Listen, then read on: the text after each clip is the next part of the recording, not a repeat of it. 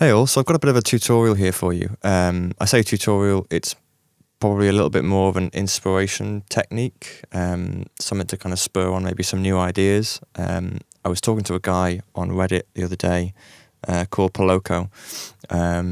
He's part of I'll get it up actually, he's part of a duo called Radioactive Sandwich who've just released or are in the process of releasing this EP, Planet. Well worth a listen. If you've got some time, definitely go over to BANDCAMP, give it a listen. Anyway, we were talking about some of the techniques that he uses on the EP, and one of the things he mentioned was automating parameters like cutoff, resonance, that sort of thing, but only on individual notes as opposed to the whole chord.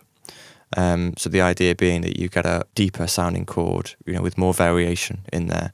I'll sort of show you guys what I actually mean by that. I'm not very good at explaining it, but if we head over to Logic, what I've done is I've jotted down here some chords. It's just a simple progression. I'll play it for you now actually.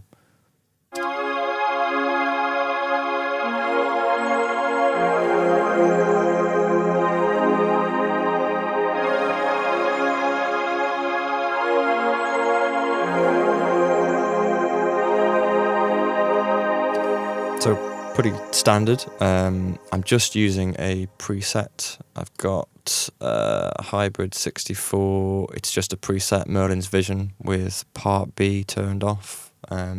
If you're following and you have the same synth, by all means. So it's just a very simple chord progression. I've taken these chords, all of which comprise 3 notes each. I've just split them up. So you have the first track here. You have the high notes of the chord, second track, the middle notes of the chord, and the third track is the lowest notes of the chord. So what I wanted to do was try to experiment with automating or adding automation to each of these tracks, and thus just the single notes, in this case the high, the mid and the lows, to see how maybe we could get this chord progression to sound more interesting and to give it more depth than just automating the original 4 chords that are here. So let's get started, and I'll kind of show you the process that I went through. And also, on top of what myself and Paloco were talking about, I'll also go through a couple of the kind of bits of experimentation that I ended up doing as well while trying this out the other night. So first things first, what I'm going to do is just unmute. We'll start with the first note. I'll mute the chords we just have here. One note being played. What I'm also going to do is switch the automation mode on all of these tracks over to latch. What we're going to do first of all, I'm just going to try recording the cutoff and the resonance, and we'll see where that leads us. Okay.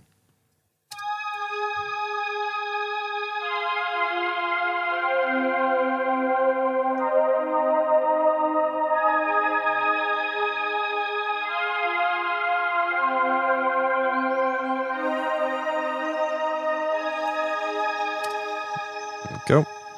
And then the resonance.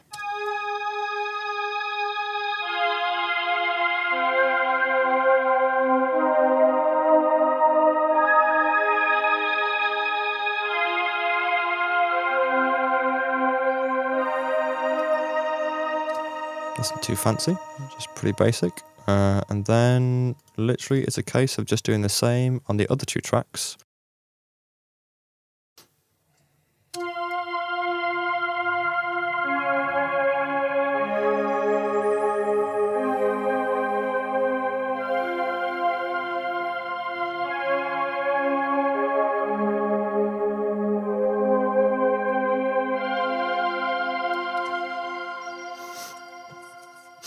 Okay, so I messed up a little bit there, just going over the bar, but we can correct that later. It's not too big a deal at the moment. Same with the resonance.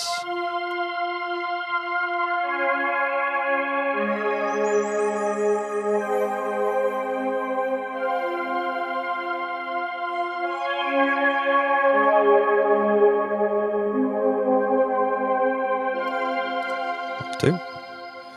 And then finally, just on the third track.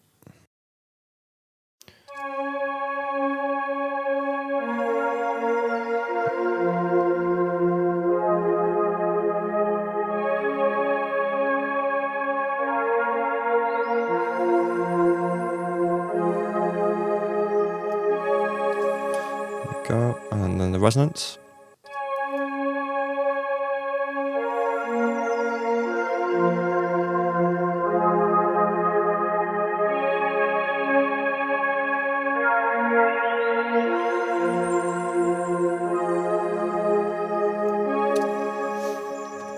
Okay, so all pretty basic, nothing amazingly complex about any of that. What I'm just going to do is zoom in and correct maybe just some of the bits that I kind of messed up on.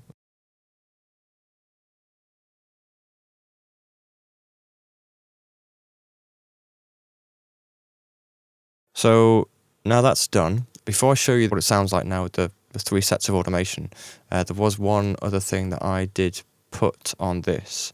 If I switch over to the mixer window, I'll show you. When I was experimenting, I also wanted to add a bit more kind of stereo field width. So what I decided to do with each of the 3 notes tracks was add some tremolo, just to give it a very slight kind of wobble through the stereo field, basically. So I've gone for 30% depth is what I used, and I was using a kind of a slow rate on the first track. Then we do the same thing on the next one, still going for sort of 30%. Might use a slightly different rate there.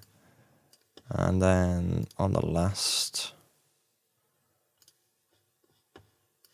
let's have a look.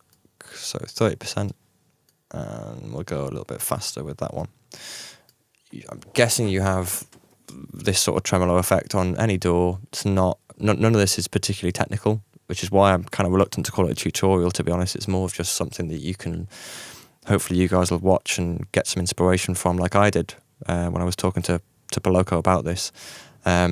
This is just in case you don't know, this is just to give a bit of stereo kind of wobbling. So, for example, you've got the left channel here, volume being going up, going down, going up, going down, and on the right channel, it's the opposite effect, but only with a slight bit of depth.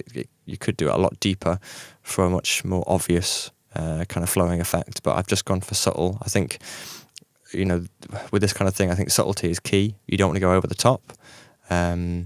And then when you play back the sound all together, it's at that point that you really hear the difference between the original and where we are now.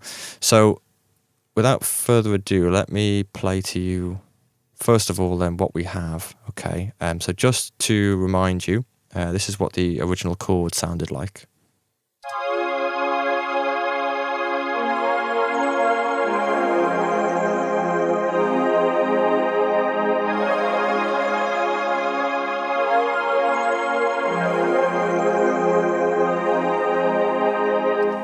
Okay, and then now if I mute that, we've got the same thing, each note making up a chord, just with a different automation. This is what we have now.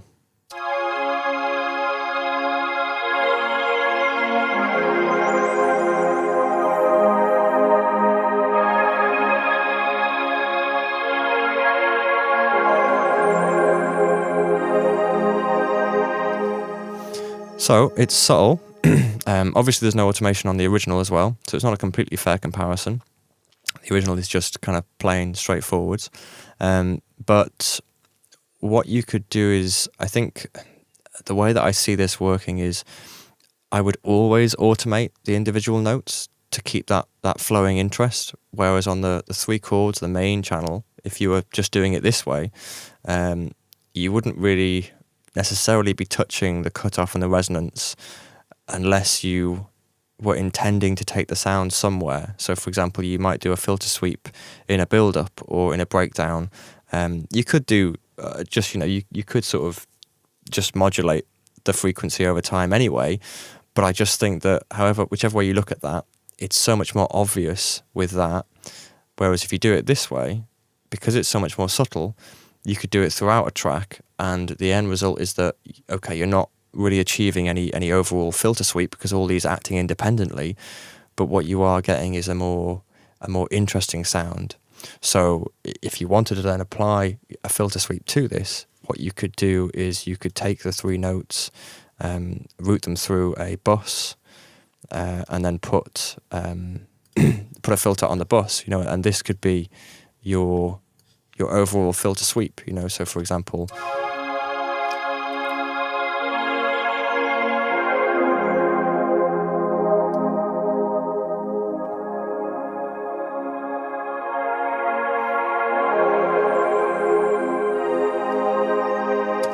so you still have filter sweeps, doesn't get rid of that at all. It's just that it makes the actual sound itself, the source sound, more interesting. For, in my opinion, not too much extra work. You know, it's just a case of splitting up the notes, recording a bit of automation. You could loop this section. You could do automation that varies along, you know, 16 bars, 32 bars, whatever. I just think this is a really interesting way to create more interest and more depth in the chords that you are using. So that's it for this part. I'm going to do another video which will show where this kind of led me to. This was just a starting point. Like I say, talking to Paloco from Radioactive Sandwich about what he did. But this led me then to doing a few other things, which I'll explain in a further video now. Kind of revolving a lot around what we can do then in terms of processing these sounds as individual notes and where that might lead. But for now, thanks for watching, guys. I hope this helped a little bit. I'll see you next video.